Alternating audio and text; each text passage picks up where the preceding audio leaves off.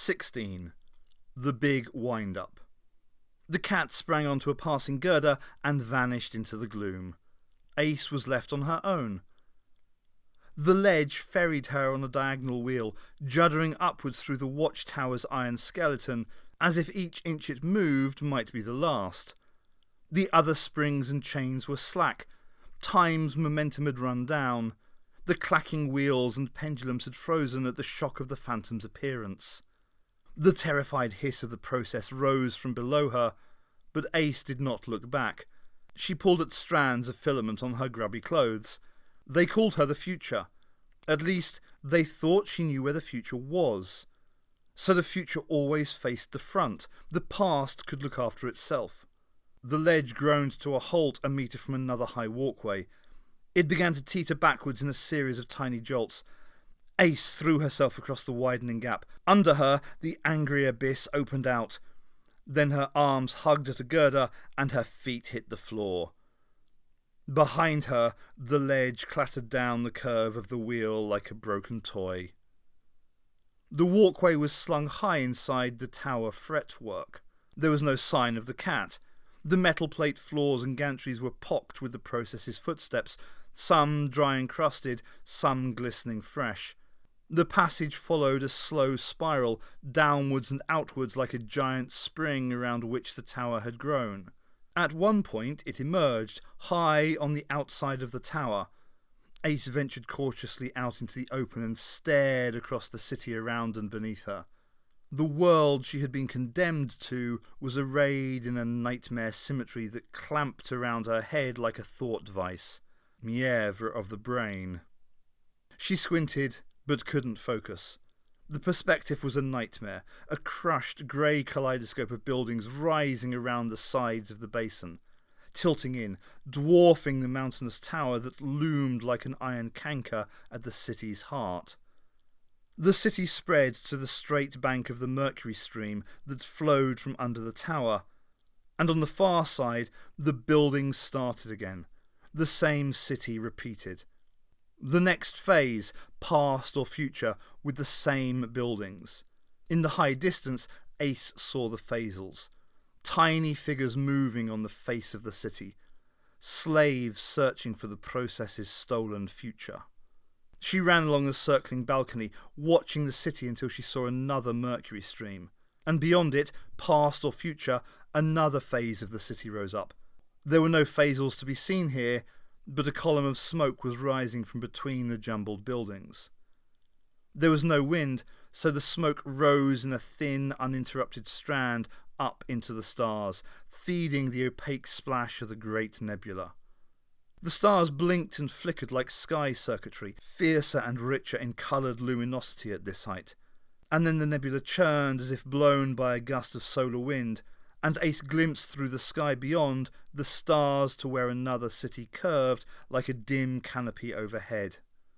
It was like circling forever inside a goldfish bowl.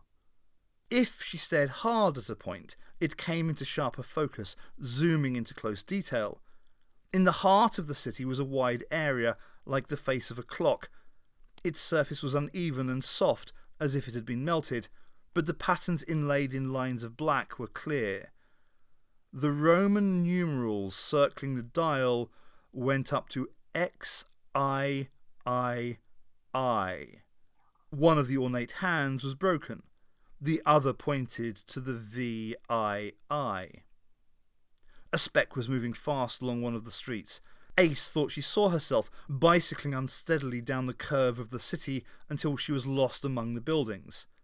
She ran back along the balcony. On a different phase of the city below, she saw herself again, a tiny speck further off, standing talking to someone she could not quite make out. She stared so hard, unsure if she was looking into the past or future, that her eyes began to smart. Parallel worlds. But time in the city ran parallel with itself within the municipal boundaries. Riddles and mazes were okay on paper, when you could work out what was going on. Because she was Ace, she had to get physically stuck in the middle of one with extra-dimensional penalties and without a guidebook or teacher's notes.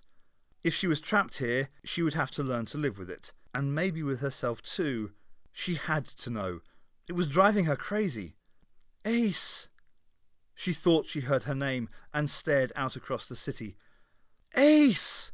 It was coming from close by, inside the watchtower.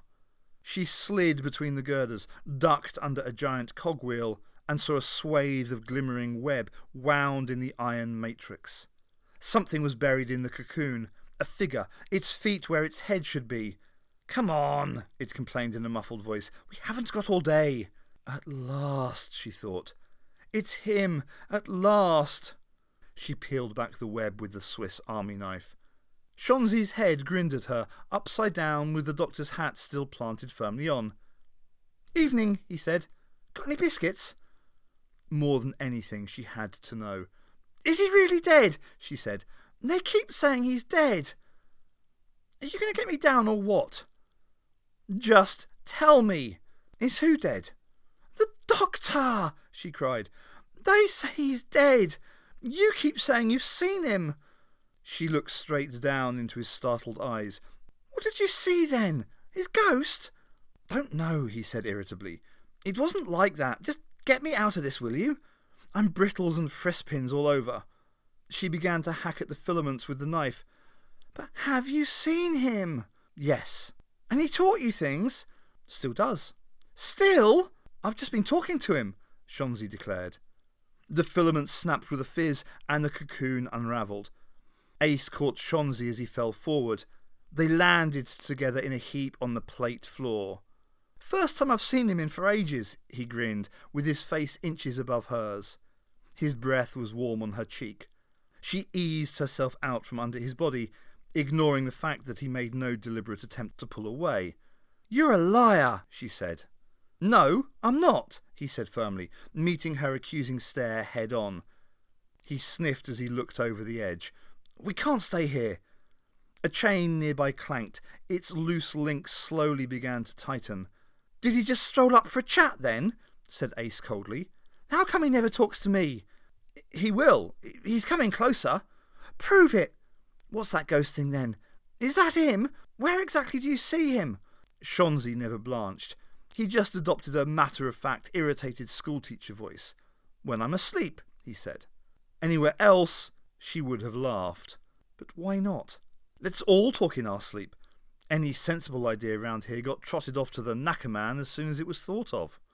Perhaps he was as crazy as she was. Yeah, why not?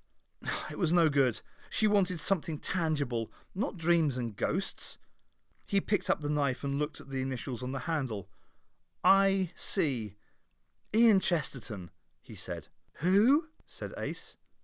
Around them the giant mechanisms began to clank and clatter like the winding of a vast cosmic clock. The wheel beside them started to grind round, its cog teeth bit at the air as it turned faster. The mechanical corpse of the tower was returning to life. We've got to get out, Shonzi said. He put his hand on her arm. We'll find the doctor. He said I'll know when the time's right. Yeah, she said uncertain. I can imagine. She turned to go and saw another swathe of web through the struts. Hang on, she said, and ran along a slim girder, balancing over a dizzying drop. Shonzi faltered and then ran after her, snatching at her arm. No, Ace, I want to see. There was another cocoon dangling between the girders, another upside-down victim. Leave him, Ace, pleaded Shonzi. Ignoring the chasm below, she wrenched free of his grip and tore apart the filament around the prisoner's head. It was Vale. Another Vale. He was pale and haggard, and Ace could not tell if he was older or younger than the Vale she had left below. His eyes flickered open and saw her. So that's the dream, he muttered blearily. Ace heard the chittering of guards in the depths of the tower. Come on, hissed Shonzi. She slipped and teetered precariously on the brink. Shonzi's arm grabbed her back and he began to pull her away. We can't leave him, she protested, too giddy to struggle. They reached the plate and moved out onto the walkway. Oh, yes, we can, he snapped. Do you want to find the doctor? She was going to argue, but the guards' cries were getting closer. I'll be back for him, she insisted. It was the let-out she needed. You don't mean that, he said as they ran. The doctor would do it, she retorted, and added caustically, but then you'd know all about that, wouldn't you? She looked back. 3 guards had appeared and were pounding after them. Ahead, the walkway re-entered the body of the tower. A wheel like a timber saw was carving across the entrance with serrated teeth. They skidded to a halt, and the guards stopped too, content to leave their victims trapped. On one side, the vertiginous scaffold edifice rose above them. On the other, a series of black metal plates sloped down the tower's escarpment like buttresses holding the tangled growth of girders in check. There was nowhere to run. Shonzi faced the guards. "You can't hurt us," he called. "You know you can't. There'll be no hope if you do." The creatures chittered among themselves, but advanced no farther. A section of girders opened up like an iron shutter, and the process cartwheeled out onto the walkway. It was the younger creature, and with it was Vale. Its slimy hide glinted in the coloured sunlight. The massive head swung from its guards to its victims. "Take them!" Ace edged backwards as the guards advanced. She glanced at Shonzi. He was sweating profusely. They were too close to the edge.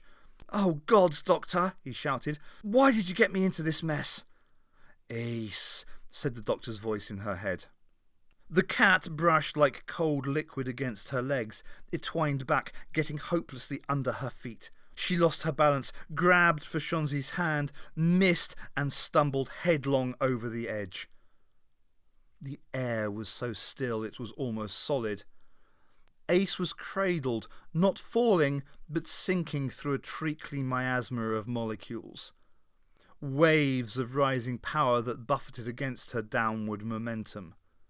Ealing Broadway, she thought, before the tenancy of her mind was lost and she was evicted from her own head.